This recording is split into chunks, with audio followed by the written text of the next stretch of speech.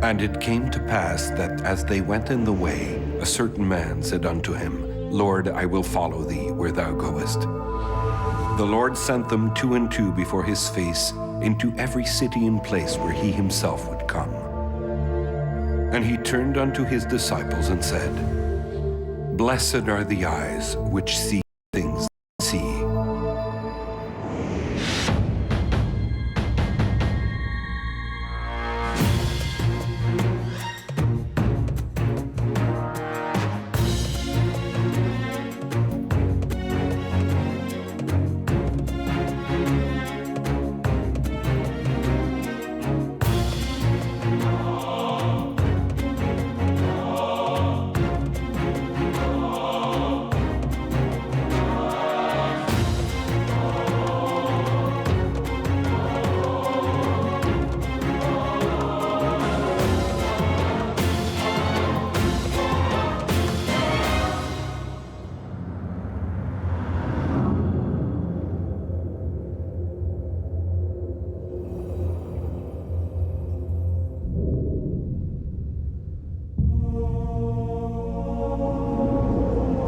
Venerating relics could be compared to watching a movie. During the show, the members of the audience let themselves be carried away by the storyline, the actors, and the action taking place before their eyes. They believe in the story that they're being told without worrying about how realistic it may or may not be. The faithful who meditate on relics go through a similar experience. As they pray, they let themselves be taken back in time to the 3 days when Jesus of Nazareth played out the drama of his crucifixion and resurrection. Yes, I don't like it too much when people say that Jesus was a miracle worker. He was more of a prophet. I think that word suits him better. He was a prophet who went around telling people things he wasn't supposed to say, but that people liked to hear. He was a simple man from the province of Galilee. You know, Galilee was a province just like Quebec, and it was far from the capital. In Jerusalem, there were all sorts of intellectuals. There was political power, religious power. So here was this man from Galilee walking along the road with his disciples, and he arrived in Jerusalem. He was quite surprised by the magnificence of the large buildings, particularly the temple. Most pilgrims who visit Jerusalem these days walk along the Via Dolorosa, the route that Jesus took on his way to Golgotha. The faithful can gather their thoughts here before continuing on to Calvary, where according to tradition, Jesus was executed and buried in his tomb.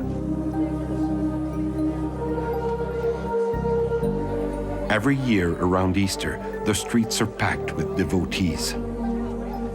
I think the first impression that you'll have is, arriving at Jerusalem, is, yes, this is the place. It has that air about it that is most definitely absolutely impregnated with religion and its very long and very tumultuous and very glorious past.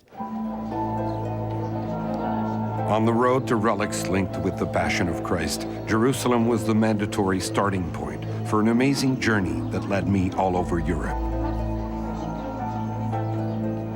It's the most treasured shrine of prayer in the entire earth for Christians.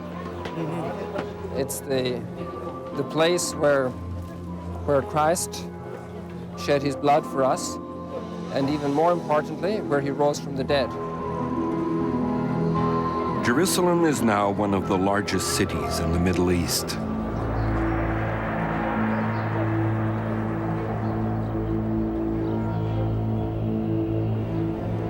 The old city of Jerusalem is a walled-in area in the heart of the modern city of Jerusalem.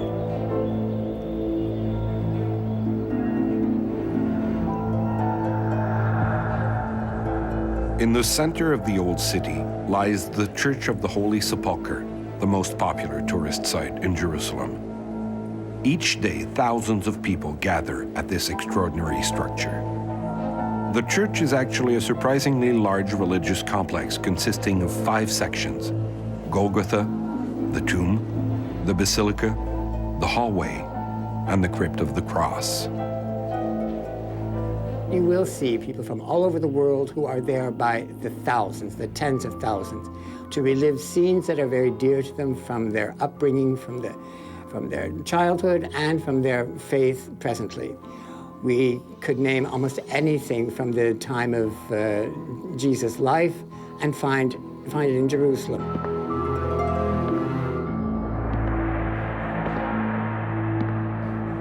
The first Christians wanted to preserve various objects that had been in contact with their Messiah. Persecuted by the Jews and the Romans, early Christians held secret meetings. It is therefore difficult to trace what happened to relics related to the Passion during the first few decades, even centuries, after Christ's death. Invariably, the road to holy treasures always takes us back to Constantinople.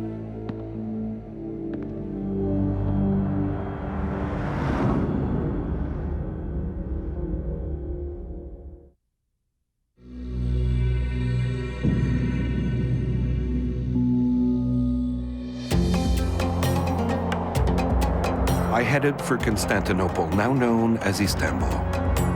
It is the largest city in Turkey, with a population of 13 million. In the 7th century BC, the city was no more than a small Greek colony named Byzantium, or Byzantium. In the 4th century AD, Emperor Constantine chose this as a site where he would build his new Rome, which he named Constantinople. Constantine, who founded the city, he really just chose a site which many civilizations had known before then.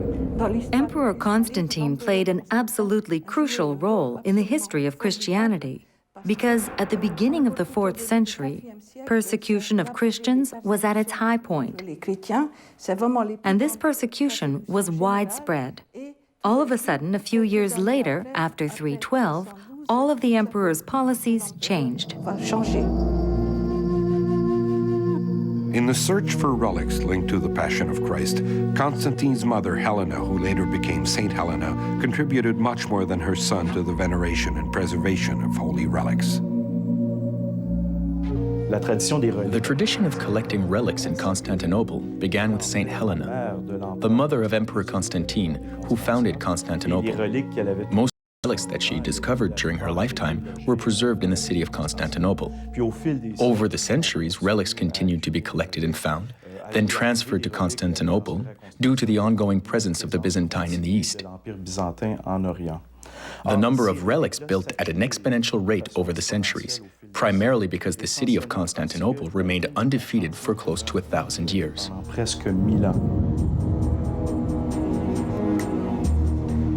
Constantinople remained a stronghold and enjoyed prosperity beyond compare. But 1,000 years after the crucifixion of Christ, things were being shaken up within Christianity, which was now the predominant faith in the Western world. Christian forces were engaging in a massive movement to conquer and protect the Holy Land in Jerusalem. It was the beginning of the Crusades. The Crusades, the word comes from the root CRU, meaning the cross, as in words like cruciform. And they were Christian military expeditions that were aimed at freeing the Holy Land, and particularly the city of Jerusalem, from what those medieval Christians considered to be pagans or idolaters or members of a false religion. The Crusades began in 1095 in Clermont-Ferrand. During a council meeting, Pope Urban II called for the liberation of the Holy Land, which included the Holy Sepulchre, where Jesus' body was laid to rest for 3 days before Christ rose from the dead, and all the places associated with Jesus' childhood and public life. So, there was a strong desire to go to the Holy Land, to Palestine, to liberate it. Why not to liberate it? To prevent the Muslims from occupying the land.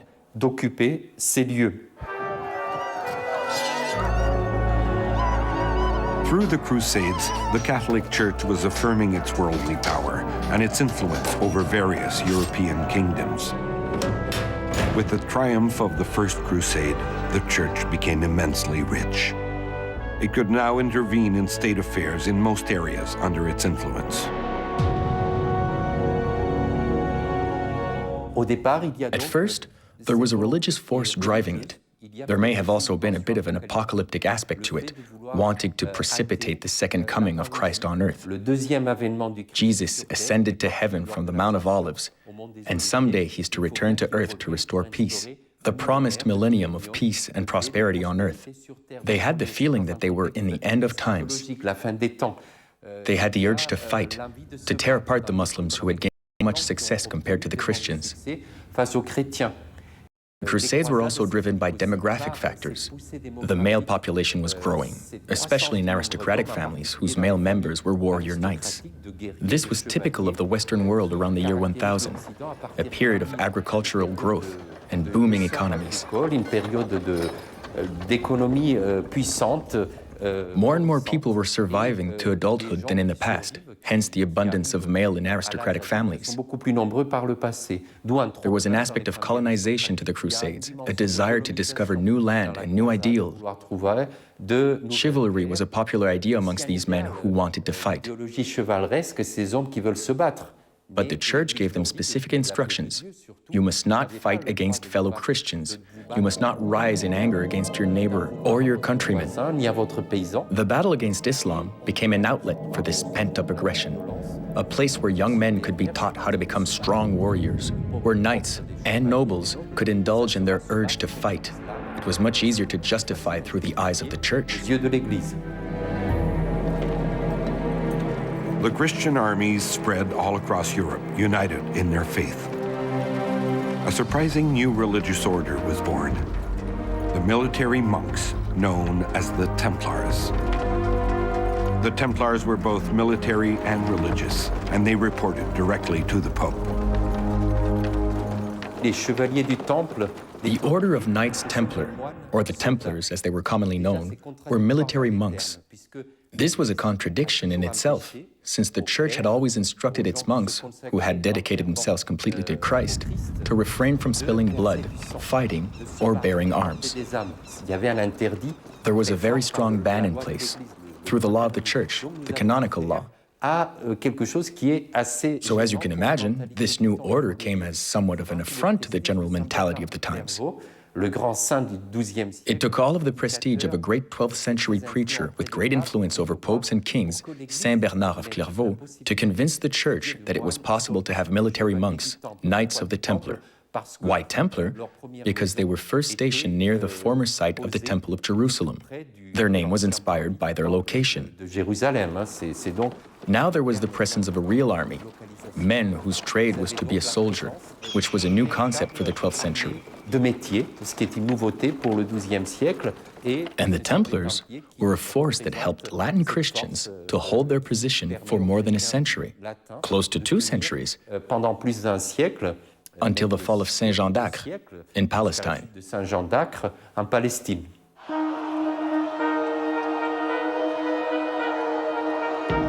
The Christian movement of conquering and protecting the Holy Land went off track during the Fourth Crusade, and the unthinkable happened. Unable to pay Venetian ship owners for their passage, the Crusaders rebelled and attacked Constantinople, the beacon of Christianity in the East. After remaining undefeated for 1,000 years, the city fell to the Crusaders. Constantinople was attacked by Latin Christians serving the Pope on their crusade, and it was put to the sword, put to the torch. One of the witnesses at the time said that when the Latin Crusaders stormed into Constantinople, they murdered the priests, they abused the nuns, and they stole anything of value. The relics were obviously stolen. For the most part, they were taken to Europe and distributed throughout Europe, especially in France and Italy. It was in the midst of this upheaval that traces of many holy relics were lost for several centuries. The disappearance of objects of veneration seemed to coincide with the appearance of popular folk tales that made allusion to romantic characters and a few of the relics associated with Christ. One of the most popular stories from the Middle Ages centers around a legendary figure who carries on very ancient Celtic traditions, King Arthur. The legends about King Arthur are one of the most intriguing parts of the whole mystery, because when the stories, Geoffrey of Monmouth was one of the chief chroniclers of the stories of King Arthur, they coincided with the rise of the Templars, and there are schools of thought who are experts on Templar history and folklore who would put forward a theory, no more than a theory, that the stories of the Templars and their real exploits were carefully coded into the legends of Arthur and Guinevere and Lancelot and Galahad, so that if you know the key to the Arthurian legends, they will tell you, they will point you in the direction of the Templar secrets. Many Christians believe that the secret was linked to the powers of one of the most amazing medieval relics, the Holy Grail, the cup held by Jesus Christ at the Last Supper. With the success of the legend of King Arthur, people living in the Middle Ages began to search for this mysterious cup.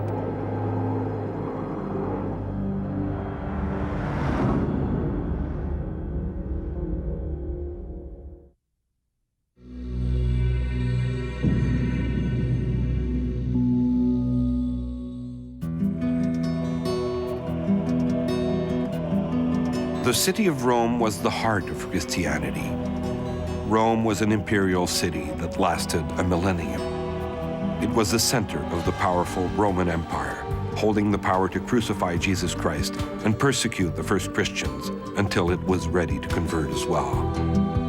And in the very spot where the Romans had crucified St. Peter, Jesus' first disciple, the Catholic Church built its headquarters, the Vatican, the Holy See.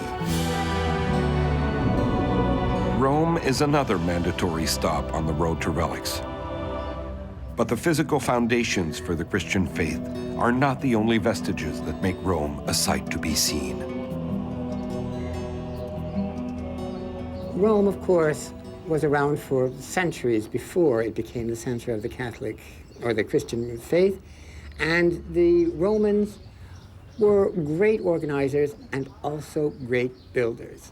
And I think the first-time visitor to Rome will just be terribly impressed by the structures, especially when you think that many of them are still functioning, and they are thousands of years old.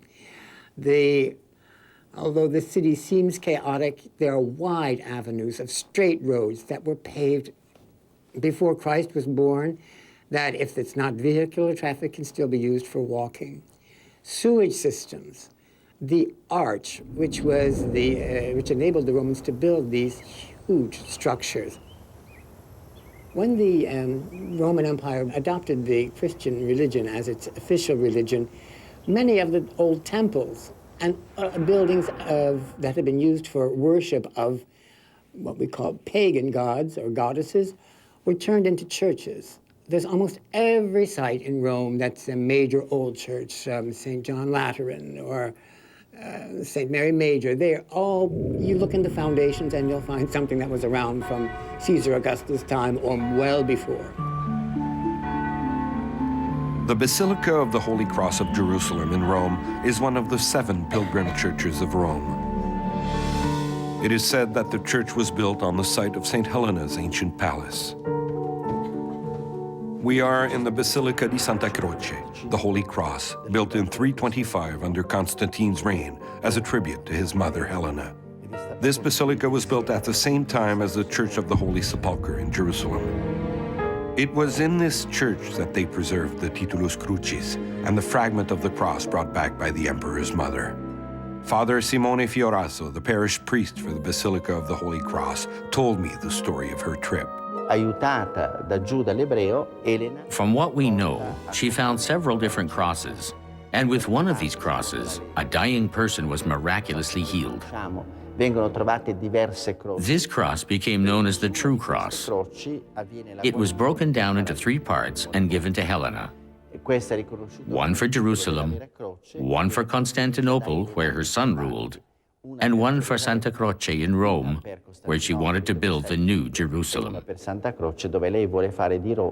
Naturally, when Helena brought the relics back to Santa Croce, she immediately built a place of public worship for the relics, including a chapel for the relics, baptismal fonts, and catechumens. With the arrival of the relics, the church became more open to the public. Helena had to reserve a part of her palace to receive the throngs of followers who came to Rome on the path to conversion. The city has, it's for the religious visitor, the major center, of course, is the Vatican, which is an independent state. It was granted its status, shall we say, by a treaty with Mussolini's government in 1929, the Lateran Treaty. And it's just a couple acres. It has its own train station, its own postage stamps, and lots and lots of relics. As I wander in the crowd of faithful Catholics gathered in St. Peter's Square in Rome, at the heart of Vatican City, I wonder how many other secrets, how many hidden documents, how many hidden scrolls are being kept within its walls. The basement of the Vatican is probably stock full of answers to mysteries surrounding the history of the world's most powerful church.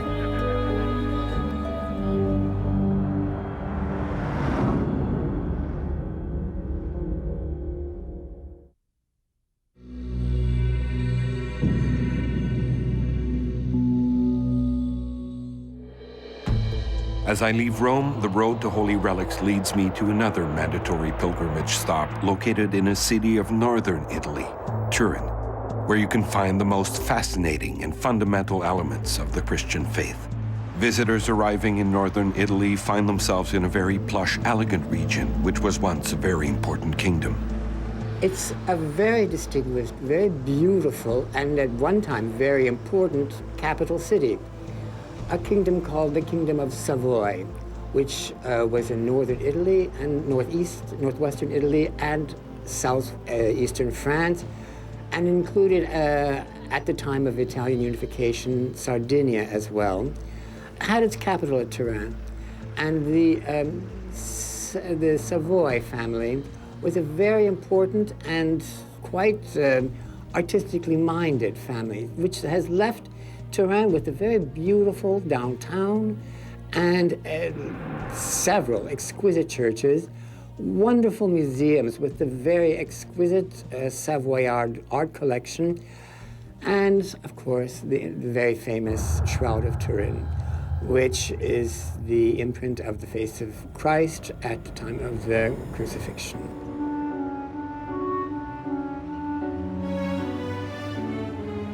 In the center of Turin stands the majestic Turin Cathedral, which houses a reliquary containing the most famous and shocking relic associated with Jesus Christ, his funeral shroud, known as the Shroud of Turin. Devout Christians gather here driven by a desire to meditate upon the reliquary, even though officially the Church has always exercised what could be termed excessive caution with respect to this amazing relic. If the Church were to consider that the shroud were a relic, it would mean the Church was officially claiming the age of the shroud would be dated to Christ, that it actually touched his body, that it was his burial cloth. And the Church does not say that explicitly. A lot of people are very convinced that the shroud is actually authentic. Some people have done a mathematical probability study, and this is again a secular study out there on the internet. And that study, if I remember correctly, more or less stated that you could find the same series of numbers in Las Vegas 50 times after each other, the same series. You could find that easier than that the shroud is not the original cloth of Christ.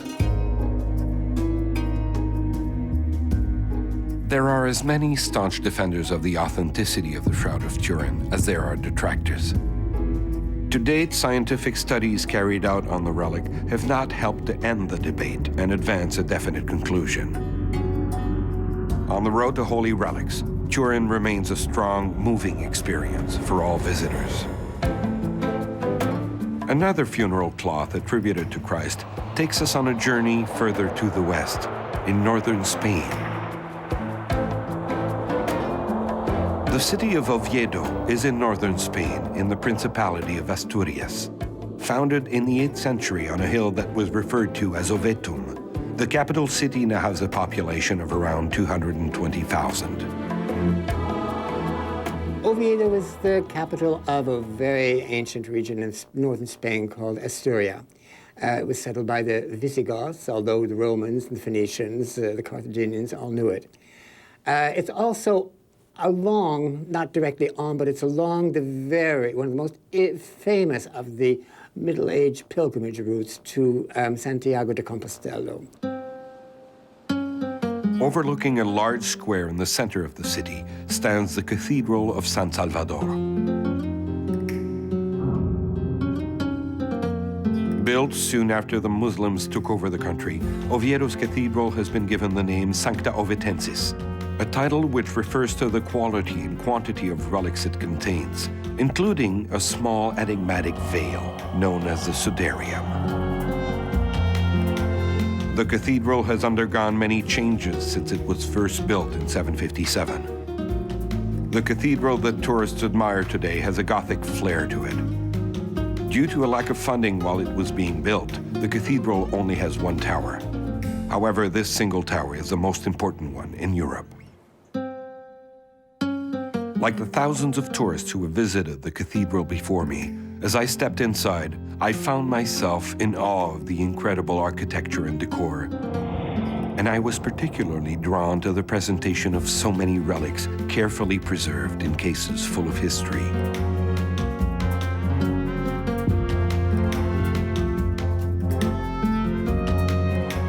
If you go down to the basement in the Camara Santa, the Holy Chamber, you will find the goal of my visit: the mysterious cloth known as the Sudarium of Oviedo.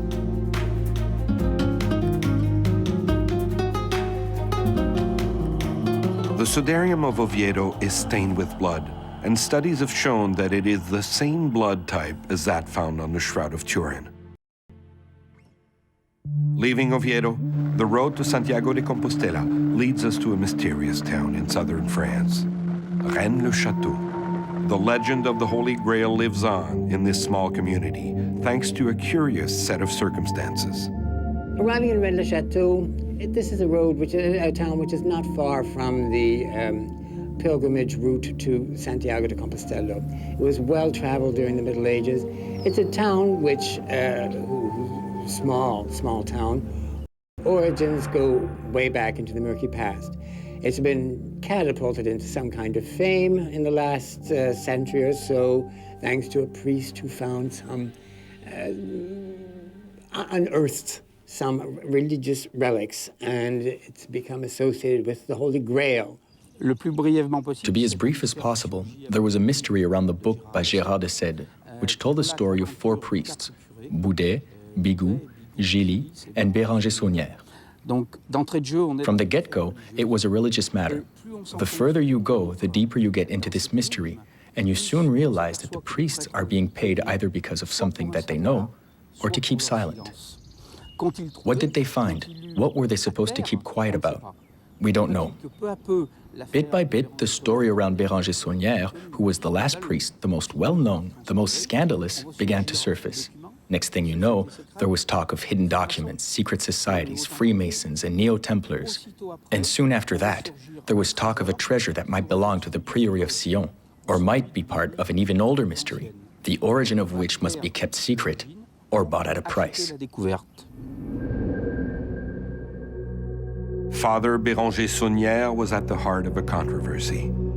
He found himself in the middle of the Cathar Chronicles, the disappearance of the historic Holy Grail, the mysteries associated with the Templars and King Arthur's quest. Rennes-le-Château was the origin for wild myths, all because of a poor parish priest. The story goes that Saunière was poor when he arrived. He didn't even have a good pair of shoes, that's how poor he was. Il arrive dans une église qui est en train de s'effondrer. He arrived at a church that was falling to pieces and lived in a presbytery that was a hellhole. It's estimated that after a year, after he received a financial gift from the Countess of Chambord, he began restoring the church. Qui lui donne une première somme d'argent. Suppositions are that once he began the work, he discovered something, and whatever it was, it made him immensely rich. Qui va le rendre immensément riche. Saunière received money, either for what he had discovered or to keep quiet about what he had found. Mais ensuite, but after that, it's definite that when he was cleaning the church or restoring it to its original state, he made some sort of discovery, what I would call the little maggots that you find in all the really ancient churches of France and Navarre. The inexplicable story attracted adventurers, treasure seekers, and novelists. A new theory sprang up related to the myth of the Holy Grail. The Grail was supposedly the royal bloodline of Jesus Christ and Mary Magdalene, the storyline of the famous Da Vinci Code written by Dan Brown.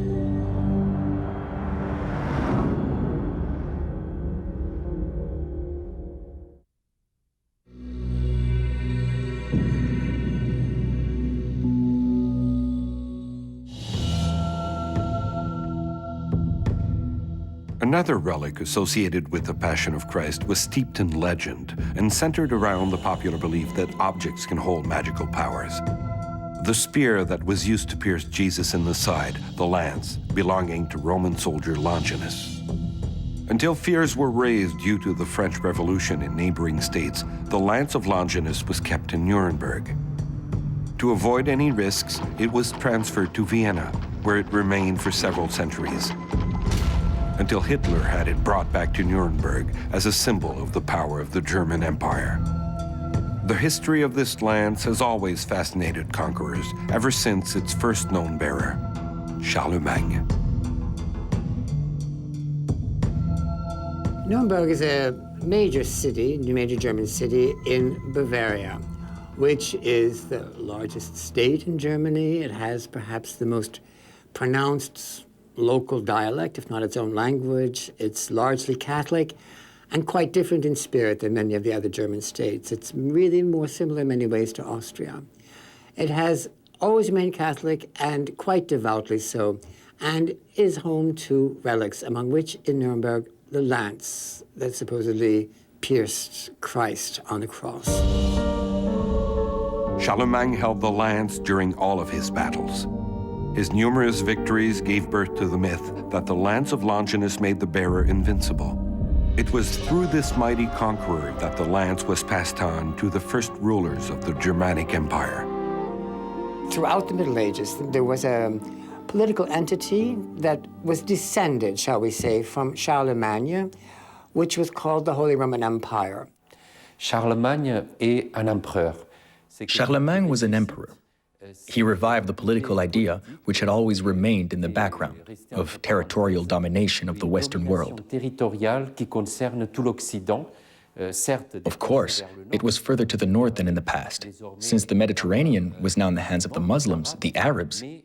But Charlemagne was a king who had greater territorial power than any other king before him had had for centuries. And he introduced an extremely ambitious cultural program. On one hand, he wanted to reform the church, starting with priests and monks. He also wanted to raise the intellectual level of the West and create civil servants, officers capable of governing effectively with the cultural elements available to them at the time. Charlemagne introduced a program that redefined authority within the Roman Empire, and as such, in some ways he helped to create Europe, since he took different groups of people under his rule and placed them into units. He was the true founding father of Europe, reflecting what has now emerged as the European Economic Community. And it's, although it was made up of many quasi-independent kingdoms, they all, or princedoms, all of these elector princes would meet in a parliament to choose the new Holy Roman Empire, until at one point it became by heritage the inheritance, the Austrian Habsburg emperor. And this college of the princes was in Nuremberg. And so there's a very rich history in Nuremberg of nobility and military might and religious construction in this quite concentrated city. Although the Americans transferred the Holy Lance back to Vienna after World War II, Nuremberg remains a city that is deeply rooted in Christian faith and values. This is particularly evident as Christmas approaches.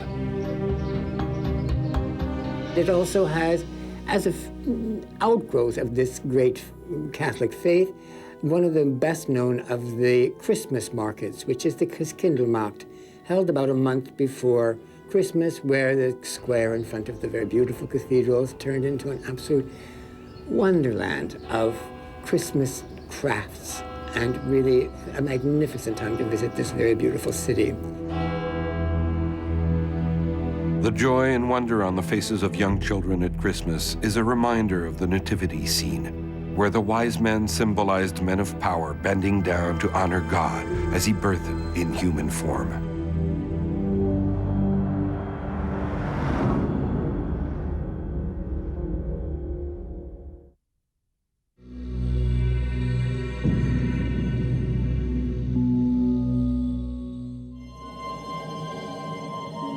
It is impossible to forget France on the road to holy relics. Even today, France possesses and displays relics to the public that are particularly impressive. One of these appeared quite mysteriously in the Middle Ages in Argenteuil. At Argenteuil, which is really a suburb of Paris, nearly, there is the very famous robe, the outer of Christ. Woven from a single piece of fabric, the tunic of Argenteuil came to a tragic end. It was presented to devotees when it was discovered. Then it was hidden again by the church for many decades with no explanation. Although the public displays were highly popular in the Middle Ages and during the Renaissance period, the French Revolution changed its history forever. This robe stayed intact in Argenteuil until the French Revolution, at which point, although it's rumored to have been made by the Blessed Virgin, all in one piece, no stitches, just woven, a priest during the Revolution, for fear of getting it lost, cut it up into pieces and buried in a garden. Le curé d'Argenteuil, The priest of Argenteuil, at the time of the Revolution, the Reign of Terror, took it upon himself to tear this tunic, to cut it into pieces, and to give some of them to friends, and to hide the rest on the church property. terrain du presbytère, et donc finalement il a fallu After that, the tunic had to be put back together. constituer cette tunique. Woven from a single piece of fabric by the Virgin Mary herself, according to popular belief, this tunic that even the Roman soldiers didn't dare to divide was cut into pieces and buried to avoid the fury of the revolution in the priest's mind. But after the revolution, all of the pieces could not be found. Now all that remains is several bits of damaged fabric, strewn together haphazardly, hardly reminiscent of Christ's robe. And all the pieces haven't been found again, so what you can see now are just triangles, little shreds of this robe, which of course, since it was not really in direct bodily contact during the flagellation and during the crucifixion, there is no blood on it. However, it's woven in one piece and mystery is woven around it, and it still has a great pull. One of the relics that was preserved in France a long time ago was the Shroud of Turin, which was handed over to the House of Savoy for safekeeping. At first it was kept in Chambéry, then they moved their capital to Turin. Other relics in France included the Holy Tunic of Argenteuil, and perhaps the Holy Caul of Cahors, and also a few relics at Sainte-Chapelle. Leaving Argenteuil, the road to holy relics takes us to Paris, where another very powerful figure was associated with the preservation of holy relics. Louis IX, known as Saint Louis. Thanks to King Louis of St. Louis, the King of France, who led a crusade and also was responsible for bringing many of the relics from Constantinople and from elsewhere in threatened areas to Paris, which became the hub for religious relics for a while. Saint Louis, or Louis IX, King of the House of Capet, was one of the greatest kings during France's medieval period, in my opinion. I would say that he had a very deep sense of religious devotion. Saint Louis was, without a doubt, one of France's most pious kings during the Middle Ages. He led 2 crusades, which are now known as the 7th and the 8th Crusade. Another pious act was when Saint Louis began purchasing holy relics. He acquired many relics, and this was regarded as an act of devotion in his day. The first relic that Saint Louis purchased was the Holy Crown of Thorns. He bought it from Baldwin II, the Latin Emperor of Constantinople, in 1239. He took it back to Paris with him. First displayed for centuries at the Sainte-Chapelle, built under the orders of Saint Louis, the Holy Crown of Thorns is now offered up for veneration at Notre-Dame de Paris.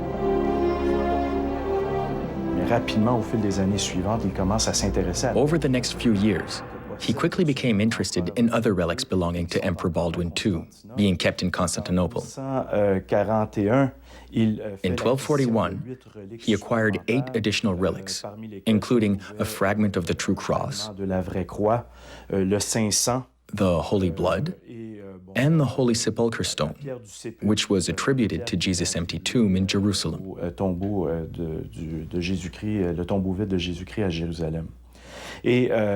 Finally, in 1242, he decided to further his collection of relics by acquiring 9 additional relics, including the Holy Lance, which had been used to pierce Jesus in the side, and the Holy Sponge, which the Romans had used to appease his thirst while he was on the cross. So Saint Louis acquired all of these relics. It became particularly an obsession during his reign. Then, after accumulating all of these relics, in 1248, he decided to build a church to house all the relics. The church he had built, known as the Sainte-Chapelle, basically became a giant reliquary in which he placed all of the relics he had collected. The relics then remained in the Sainte-Chapelle until the French Revolution broke out. But during the French Revolution, the revolutionaries needed gold to finance their movement. They melted precious gold and silver reliquaries, and in the process, all traces of several relics were lost completely. Most of the relics related to the Passion of Christ disappeared during the Revolution, and all that is really left is the Holy Crown of Thorns, which doesn't even have any thorns now because Saint Louis gave dozens of them away to princes and churches and to other places. The Holy Tunic of Argenteuil, the Holy Crown of Thorns, and especially the history of France and the importance of Paris in spreading Christianity make this city a mandatory pilgrimage stop.